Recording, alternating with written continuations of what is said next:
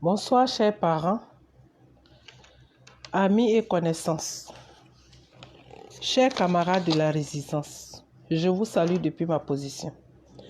J'avais déjà annoncé, merci Sissi Gogwa, aujourd'hui tu as l'honneur, tu es la première personne à me joindre, alors je te dédie cette vidéo. Merci à toi et merci à tous. Partagez parce que je suis encore au restreint. Ma restriction était terminée le 9 mars, mais là, je suis encore au restreint jusqu'à, je crois, le 17 avril. Alors, je vous demande de vous joindre à moi et de m'aider à partager cette vidéo. Je voudrais vous demander de suivre les quelques informations que je vais vous diffuser. Et comme je l'ai toujours dit, je ne suis pas médecin, je ne suis pas infirmière, je suis seulement auxiliaire de santé. C'est-à-dire, je suis technicienne d'imagerie médicale. Et je fais aussi partie de l'équipe médicale quand il s'agit du traitement des patients. Merci. Et ce que je voulais dire, nous venons de finir une émission sur Afrique Média. À tous, je vous dis merci de vous joindre à moi parce que ça ne sera pas long, donc je ne pourrai pas nommer tout le monde. Mais comme j'ai l'habitude de le faire après mon émission, je prends la peine de parcourir ma page et de répondre, d'envoyer des petits mots, des petits coucous à tous ceux qui se sont joints à moi pour la vidéo. Alors, ce que j'ai voulu vous dire, je viens de poster sur ma page comment nous approchons ces malades atteints du virus de corona. Corona parce qu'on dit que le virus, même tel qu'on l'a isolé, comporte une couronne. Donc, corona pour dire que c'est le virus qui a la couronne. Seulement voilà, je suis venu là pour vous dire, j'insiste, chers parents, je ne suis pas là pour du buzz, mais j'insiste, je vous demande pardon. Observez les mesures d'hygiène. Lavez vos mains constamment. Toutes les affiches qui sont arrivées, toutes les affiches qu'on diffuse, tout ce qui est renseignement, information que vous devez savoir à partir de ce virus-là, les gens commencent toujours en vous demandant de vous laver les mains. À ça, nous allons ajouter un certain nombre de mesures que moi-même j'ai observées. Évitez de manger dans les transports publics. Parce que vous montez dans le train et le train démarre, vous dandinez un peu, vous touchez au bar et vous venez vous asseoir, vous sortez quelque chose. Moi, personnellement, les solutions antiseptiques que les gens utilisent, je ne sais pas, mais j'aime pas. Je préfère laver mes mains sous le robinet. Et comme ça m'évite même de faire certaines choses avec ces solutions antiseptiques. Parce que la bouteille même, pour ne pas dire le tube même qui a la solution, est-ce que le tube est propre? Vous avez mis vos mains dans les poches, vous allez nettoyer. Pour moi, je ne crois pas à l'efficacité de ces solutions-là. Je préfère aller vers une poche d'eau pour me laver les mains correctement avec de l'eau et du savon. Nous, aux États-Unis ici, les transports publics sont en train d'annoncer par des bandes sonores qu'il faut laver vos mains pendant 20 secondes. Quand nous passons nos examens, les examens médicaux, on vous demande de laver vos mains pendant 15 secondes. Mais là, on parle de 20 secondes. Alors, beaucoup se sont inquiétés en me demandant, mais comment ils vont savoir qu'ils ont effectivement lavé leurs mains pendant 20 secondes? J'ai dit, comptez jusqu'à 25 ou alors jusqu'à 30 pendant que vous lavez vos mains. C'est sûr que vous aurez lavé vos mains au moins pendant les 20 secondes. Ça, c'est 2. Troisièmement, évitez de vous toucher le visage. Sur le visage, disons, le corps humain a ce qu'on appelle les portes d'entrée. C'est-à-dire là où le microbe peut rentrer dans votre corps. Vous avez en bas 2 portes d'entrée, chez les hommes comme chez les femmes. Vous avez 2 portes d'entrée. Chez la femme, la composition même du sexe de la femme vous donne même plus d'une porte d'entrée. Parce qu'il y a là où l'urine sort, qui est une porte d'entrée. Et puis, il y a la petite case du plaisir, qui est aussi une porte d'entrée. Alors, chers parents, évitez d'aller vers ces portes d'entrée. Quand vous êtes habillé, vous êtes assis, on ne parle pas des portes d'entrée basses, mais quand vous êtes assis, les narines, les yeux, la bouche et les oreilles constituent des portes d'entrée. Alors, si vous touchez quelque chose qui est contaminé, vous vous grattez le nez, ou alors vous mettez la main à la bouche, ou alors vous vous frottez les oreilles, ou alors vous cherchez à vous curer les oreilles. Pour ceux qui gardent les ongles un peu longs pour se curer les oreilles, vous voyez que vous vous exposez à ce genre de situation. Et j'ai posté sur ma page comment nous nous habillons pour approcher ces malades. Je sais que vous n'avez pas tous ces équipements parce que ça coûte cher. Pourquoi j'ai voulu partager toutes ces informations avec vous? C'est compte tenu du fait qu'au départ, comme nous l'avons dit sur Afrique Média, au départ, le président américain avait approché cette situation catastrophique qui se déroulait en Chine avec un peu d'ironie, des moqueries. Mais vous savez pourquoi ou alors comment ils ont changé leur façon de faire? Je vais vous dire quelque chose. Aux États-Unis ici, presque tout ce que vous trouvez aux États-Unis, c'est fabriqué en Chine. À part la Chine, par exemple, tous les grands fabricants, c'est-à-dire ceux qui ont les griffes, ils fabriquent leurs habits à l'extérieur des États-Unis. Guatemala, au Mexique, en Inde, au Pakistan, au Bangladesh, dans tous ces coins-là. L'information que nous avons lue dans la presse, c'est que tout ce que vous avez vu sur moi, que ce soit les capes pour fermer les cheveux, que ce soit les masques. Dans les masques, on a 3 sortes de masques. Il y a celui qu'on appelle N95 qui ferme carrément le nez et la bouche. Et ça, ce sont des masques obligés quand vous approchez quelqu'un qui a par exemple la tuberculose, maladie respiratoire contagieuse, qui est dans l'air ambiant. On appelle ça airborne, c'est-à-dire ça est dans l'air.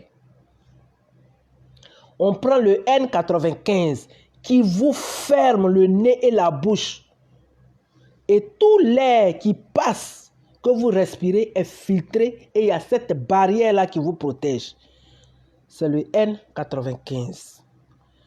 Maintenant, il y a celui qu'on appelle le masque des gouttelettes, c'est-à-dire des gouttes de salive. Quand vous parlez, nous tous, quand on parle, on crache un peu sans nous rendre compte. Ça, c'est affecté aux gens qui ont des maladies respiratoires, mais qui ne sont pas du groupe, par exemple, de la tuberculose. C'est-à-dire le virus n'est pas dans l'air, ça est dans la salive. Donc, on met ça, comme ça, si vous approchez, que vous parlez à la personne, elle, quand elle parle, elle peut même des gouttes. Souvent, vous êtes en face de quelqu'un, vous parlez, puis vous recevez des gouttes de salive dans le visage. Quelquefois, même sur les lèvres, vous sentez un peu ces trucs-là. Donc, c'est pour vous protéger de ces gouttes de salive. Et ce deuxième masque-là, il est en 2 catégories. Il y a celui simplement pour couvrir la bouche. Et puis, il y a le deuxième que nous appelons le masque chirurgical, où il y a un écran en plastique qui vous protège.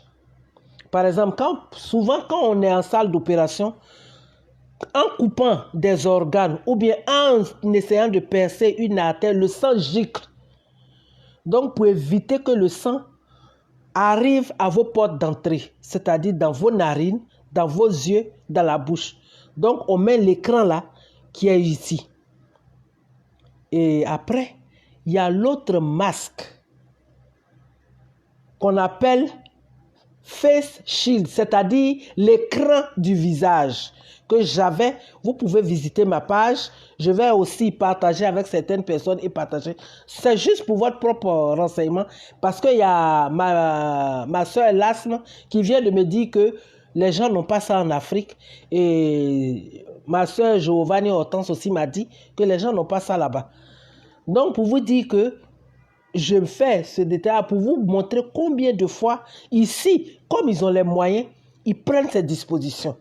Mais quand une journaliste meurt à l'hôpital de Port-Bouët par manque d'oxygène, en principe, un établissement médical devait avoir une banque d'oxygène, c'est-à-dire un coin dans la cour, l'arrière-cour ou alors au bas-fond de la cour de l'hôpital où il y a des bouteilles de gaz ou alors il y a un système d'oxygénation qui est branché même dans les salles pour les malades qui ne peuvent pas respirer d'eux-mêmes, à qui on donne de l'oxygène, parce que l'oxygène en tant que tel est un médicament.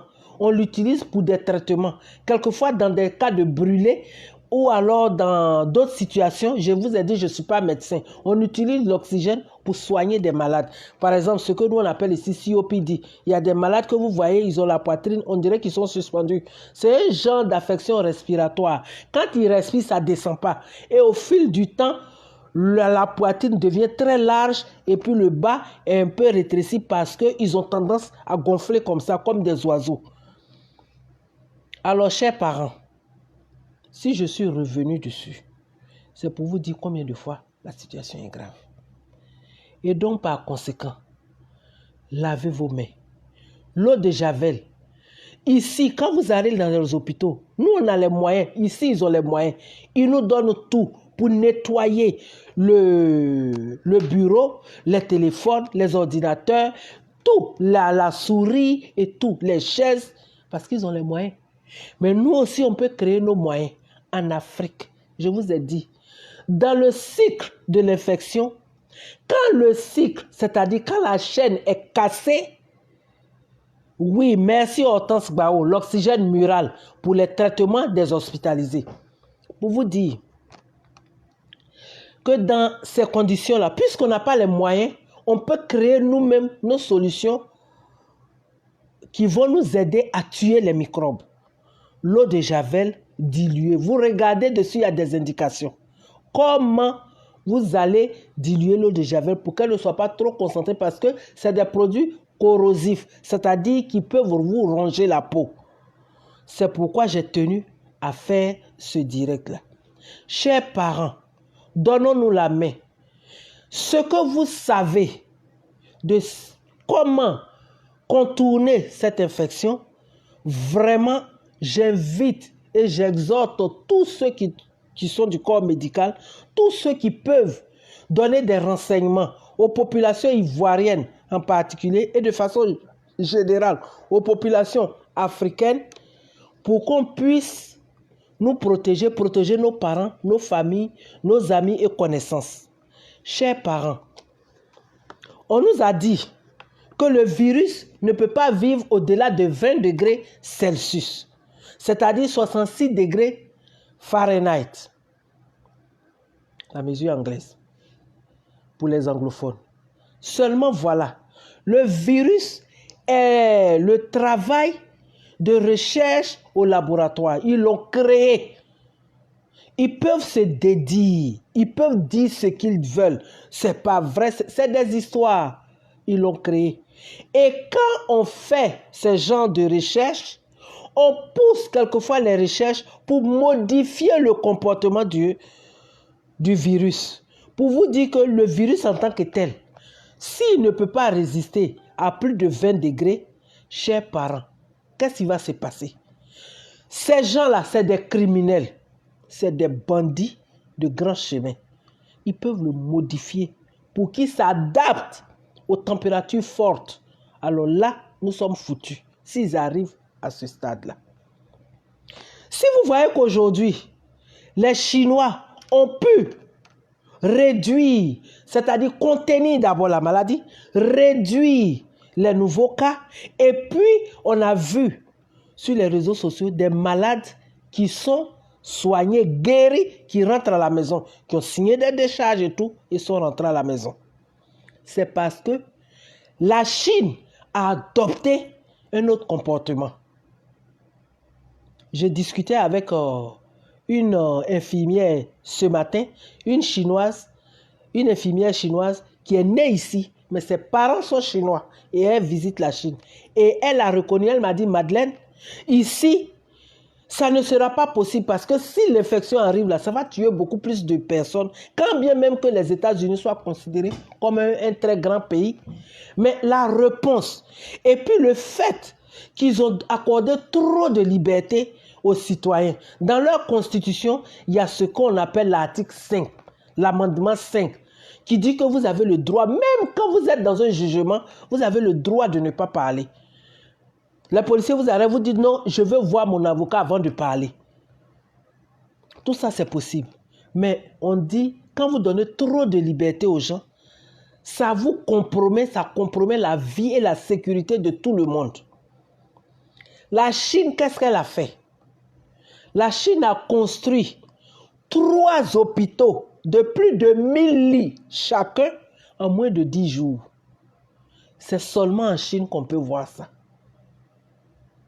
Ils ont fait des communiqués. Ils ont demandé aux gens qu'ils ont besoin de travailleurs à tel endroit, à tel endroit.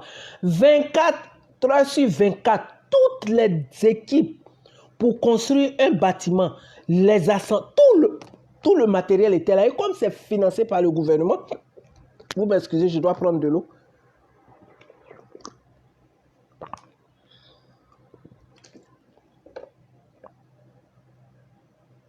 Et comme c'est financé par le gouvernement, les moyens financiers sont là. Les moyens matériels sont là. Et la main-d'œuvre est là. En matière d'ingénierie, en matière d'ordinateur, en matière de technologie, la Chine est quand même très avancée. Ils ont construit ces hôpitaux-là. 3 hôpitaux, au total 3000 lits, en moins de 10 jours. Ce n'est pas donné à beaucoup de pays. Il y a la Chine seule. Et elle a pris des mesures draconiennes. Tous ceux dans les quartiers où les gens étaient infectés, on les a enfermés. Quand je dis on les a enfermés, chers parents, ils les ont barricadés. C'est-à-dire ils ont mis des grilles sur les fenêtres, sur les portes, pour que ces gens-là ne sortent pas. On a vu certains même qui ont cassé les fenêtres des appartements avec des chaises. Et quand les gens se sont rendus compte, ils ont mis des barrières, donc vous ne pouvez pas sortir. Ils ont désinfecté d'abord la ville, les bancs dans les parcs, partout, le sol, les routes, personne ne bouge. Parce que si vous bougez, on décide de désinfecter, avec l'effet du vent, on n'aura pas le résultat escompté. On n'aura pas ce qu'on attend vraiment de cette opération. Donc, qu'est-ce qu'ils ont fait? Ils ont eu à bloquer tout le monde. C'est comme si la ville s'est arrêtée. La vie s'est arrêtée, la ville s'est arrêtée. Comme si c'était une ville où il n'y avait plus de vie, il n'y avait que les monuments.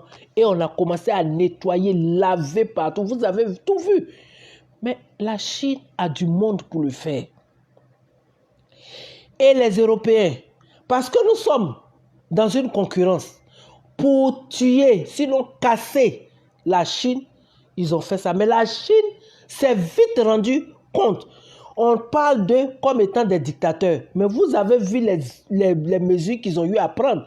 Ils ont oublié ce qu'on appelle les droits du citoyen. Mais à côté de ça aussi, ils ont fait valoir le devoir du gouvernement. C'est-à-dire le gouvernement a le devoir de protéger la population, de les informer, de leur assurer une santé. Le gouvernement est responsable de ça. Et c'est dans cet esprit-là que le gouvernement a pris la résolution de les enfermer chez eux, nettoyer dehors. Et puis maintenant, ils ont commencé à les faire sortir, à les soigner, à les encadrer et tout. Et voilà où nous sommes arrivés. Quand j'ai appris, j'ai lu même dans un rapport qu'en 48 heures, il n'y a eu que 16 nouveaux cas, alors que les gens mouraient comme des mouches. Chers parents, on ne peut que tirer notre chapeau à la Chine. Il n'y a que la Chine seule. Parce que ce soit en Europe, aux États-Unis ou au Canada, ils sont encore dans des mesures de tâtonnement. On fait ça et on attend. On va voir comment ça va évoluer. Moi, personnellement, je vous ai dit que je suis tenu par le secret professionnel. Mais nous allions dans une salle pour faire des radios et j'ai dit à ma collègue, il fallait qu'on prenne le masque qui est fermé hermétiquement. Mais le signe qui était sur la porte indiquait qu'on n'avait pas besoin de prendre ces mesures un peu trop fortes. Mais par mesure, je ne sais pas. Peut-être que c'est les divinités et nos ancêtres qui nous protègent toujours et qui répondent à mes prières. Et je ne sais pas, quelque chose m'a pris et j'ai pris ce masque-là. Il y a un des directeurs médicaux qui est venu. Il m'a dit que ce n'est pas le masque qu'on devait porter, que on devait porter l'autre masque qui est juste pour les gouttes de salive. Et je lui ai dit non, l'infirmière dedans a dit autre chose. Il voulait insister et il y a une autre infirmière qui lui a dit ok, regardons le fichier électronique du malade. On a ouvert, il se trouve que les dernières informations, après les dernières analyses, c'est-à-dire la prise de sang, le frottis de la gorge et puis du nez qu'on a envoyé au laboratoire, ont confirmé que ce malade-là était positif du Covid-19. Et il y a quelqu'un qui n'a pas passé l'information. Donc l'information qui était collée sur la porte n'était pas en accord avec ce qui était dans le dossier médical électronique du malade. Vous avez vu, voici des erreurs qui arrivent. Comme je l'ai dit sur Afrique Média, l'œuvre humaine ne peut pas être parfaite. On cherche, on se bat pour approcher la perfection. Mais sinon, nous aussi, on procède par tâtonnement. C'est pour vous dire que toutes ces mesures-là, il faut les observer. Je vous en prie, ne prenez rien à la légère. Même si le virus ne peut pas vivre en Afrique actuellement, compte tenu des restrictions au niveau de la température, c'est un virus qu'ils ont créé au laboratoire. Il peut, par manipulation génétique, faire de telle sorte que le virus supporte des températures élevées. Et si le virus supporte les températures élevées, cela va sans dire que nous aussi nous sommes exposés. Ce que nous avons appris aussi, chers parents, si ce n'est pas de la méchanceté, si ce n'est pas être un démon, vous savez, je suis d'accord que toutes les semences, c'est-à-dire toutes les graines du monde entier sont dans une banque, c'est-à-dire dans un centre où on les garde parce qu'ils disent que si d'aventure quelque chose arrive dans le monde, que tout est gâté. Mais c'est pour vous dire que ça là, ils le disent à partir de la bombe H, la bombe à neutrons. Parce que la bombe à neutrons, son problème c'était quoi? Quand on lance la bombe à neutrons, avant la bombe atomique et autres, détruisait les maisons, les arbres, ça enlevait tout. Après, ils ont mis la bombe à neutrons au point. La bombe à neutrons, elle tue tout ce qui respire, c'est-à-dire les animaux, les plantes, les êtres humains, mais les bâtiments, les voitures, tout reste. Maintenant, quand les gens s'en vont, dire, ok, les semences là, on va les garder là, le jour où il y a un problème, pour régler la famine, on peut prendre tout ça là et puis venir les replanter. Je suis d'accord. Mais quand vous faites une banque de virus, une banque virale, où vous gardez toutes les maladies, même les maladies les plus dangereuses de la planète, mais les Blancs, ils savent ce qu'ils font. La banque de données des semences se trouve aux États-Unis. La banque de collection des virus et des bactéries les plus violents du monde, cette banque-là se trouve en Allemagne. C'est pour vous dire, ils sont de connivence. Est-ce que vous voyez? Il suffit que quelqu'un aille là-bas, les travailleurs là, qu'on arrive, parce qu'ils ont des cartes pour avoir accès. Donc, s'il y a quelque chose qui fuit, on sait que c'est toi. Mais on a vu les travailleurs des services informatiques, des services secrets, par exemple Snowden, des gens qui ont trouvé qu'il y a des choses qui se passent qui ne sont pas normales et qui ont diffusé certaines informations. Pour vous dire que ces gens qui travaillent là-bas, même à l'Institut Pasteur, ils peuvent par manipulation sortir un liquide ou bien quelque chose, comme vous les voyez dans les films, et puis ça va prendre tout le monde. Ou alors ça va entraîner des affections, c'est-à-dire des maladies. Et là, comme eux-mêmes ils ont le virus dans les laboratoires, ils savent l'antidote. Mais est-ce que l'antidote là, ça va parvenir à nous qui sommes des pays du tiers-monde facilement? C'est là la question. C'est pourquoi nous devons exhorter les Africains à s'aimer eux-mêmes, les Ivoiriens à s'aimer eux-mêmes. Au lieu d'aller pour l'argent et pour peu d'argent, vous êtes prêts à vendre vos parents, à assassiner vos parents. Le cancérologue sénégalais qui est mort, qui a été retrouvé mort dans son hôtel, c'est les laboratoires pharmaceutiques, les grands laboratoires qui fabriquent les substances artificielles pour le cancer, qui ont envoyé les gens pour le tuer. Mais les gens, jusqu'au jour d'aujourd'hui, n'ont pas encore pu prouver ça. Le jeune qui a commencé à faire les recherches sur Artemia, je crois que c'est Artemia quelque chose, cette plante pour guérir le paludisme, lui aussi, il a été assassiné. On se rappelle l'histoire de Drogba II du Ghana concernant le sida, le VIH. Pour dire que ces laboratoires-là vont utiliser l'argent pour emmerder nos parents, pour tuer les bonnes volontés, pour tuer des gens même. Parce que dans les recherches, ce que vous trouvez quelquefois, c'est une force cosmique qui rentre en vous, qui vous donne ces formules, ou alors dans un songe, qui vous procure tous ces trucs-là, et puis vous vous rendez à l'évidence que, telle plante, je ne sais pas, j'ai rêvé, j'ai fait ceci, ou bien, comme ça, vous avez une inspiration telle que vous faites un calcul, et puis vous retrouvez quelque chose qui vous emmerdait depuis des années, qui vont faire avancer la science, qui vont faire avancer la médecine. Et je reviens à cette vidéo que les gens ont montrée, où on a vu des gens rentrer dans des bureaux à qui on donnait des solutions antiseptiques pour se nettoyer les mains. Je dirais que c'est du tape à l'œil. Dites à M. Alassane Ouattara et son groupe là que c'est du flafla, comme Soro Guillaume l'a dit plusieurs fois, que c'est du tape à l'œil, c'est du matu vu. Il y a des solutions simples. L'eau de Javel. Pourquoi ne pas inciter les Ivoiriens à avoir de l'eau de Javel pour nettoyer le sol, pour faire tout ça? Et vous préférez acheter des solutions antiseptiques. Les gens arrivent, vous mettez 2 gouttes dans leurs mains et puis ils sont partis. Mais dans ce cas, distribuez-les. Il faut leur distribuer ces solutions antiseptiques-là parce que quand ils s'en vont, ils sont dans les bureaux, ils vont aux toilettes. Je voudrais savoir, est-ce que ceux du corps médical et puis ceux, par exemple, du ministère de la Santé, est-ce que vous avez pris la peine d'expliquer aux Ivoiriens, aux Africains, que quand vous rentrez dans les toilettes, que vous avez fini de vous laver les mains après avoir fait ce que vous êtes allé faire, que vous vous séchez les mains, il est interdit.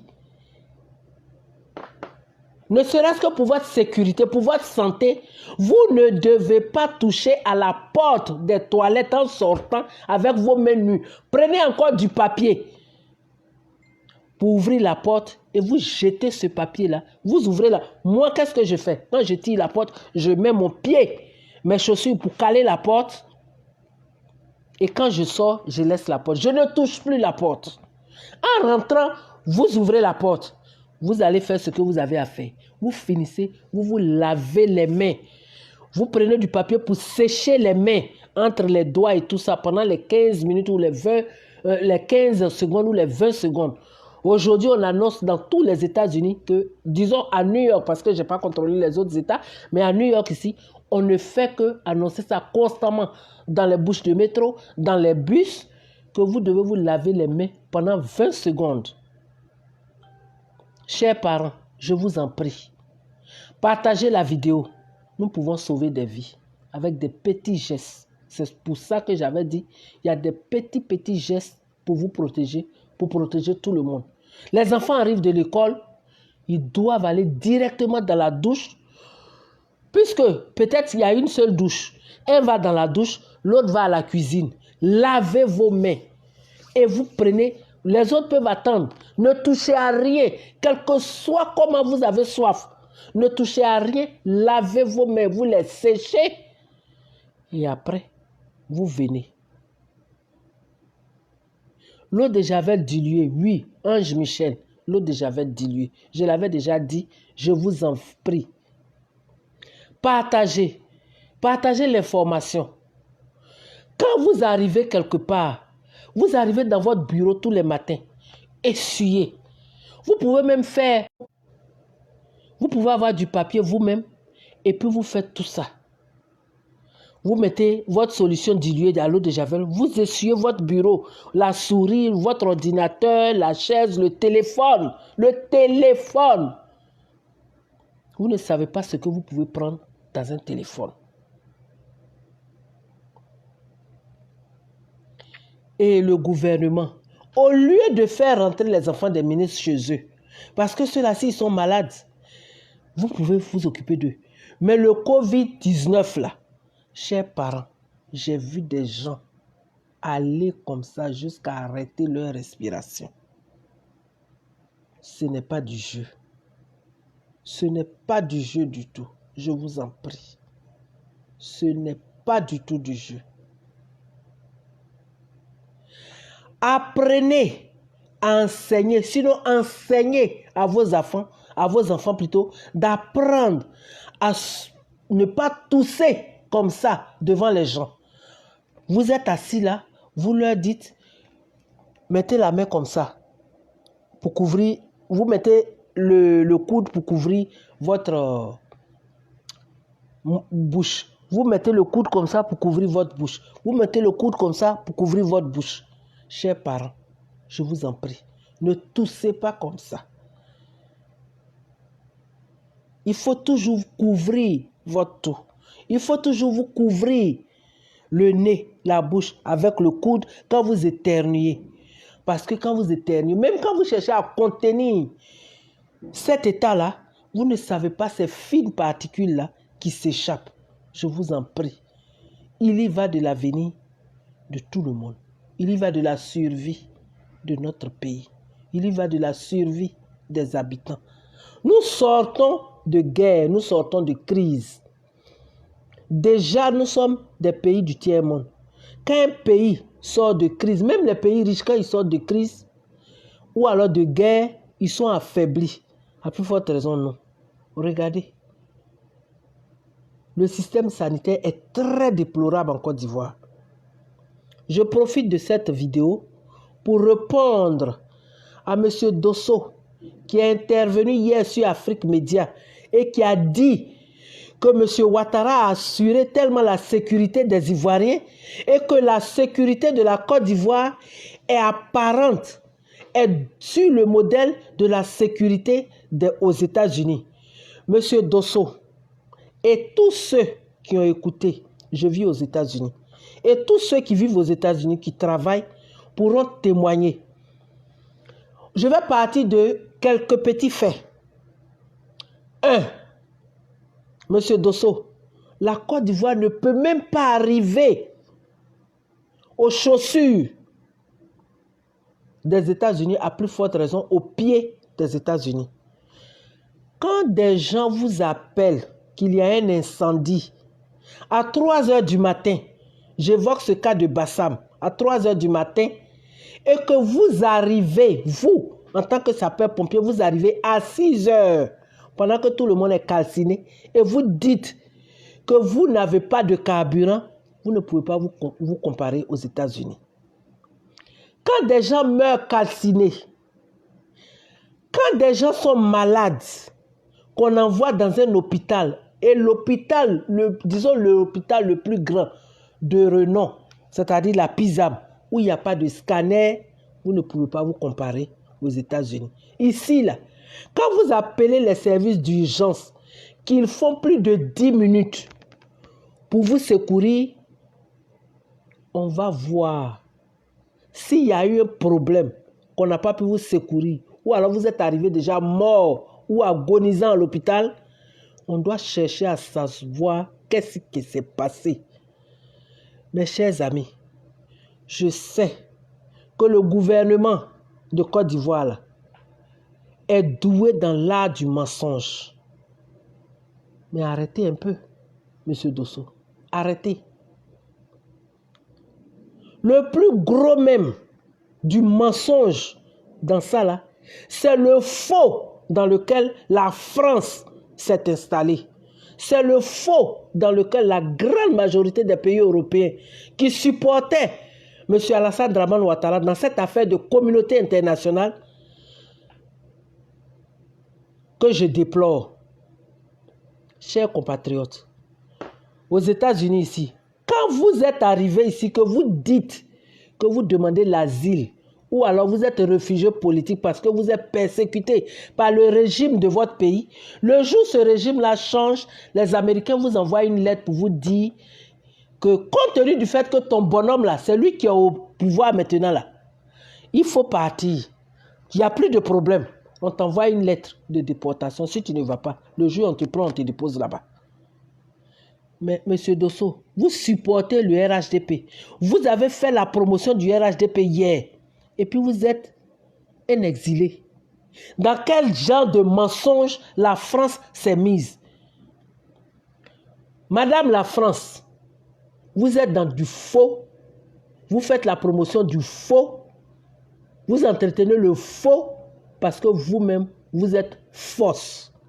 Sinon, aucun combattant de la rébellion ne devait être accepté en France ou partout ailleurs en Europe comme exilé ou alors un demandeur d'asile.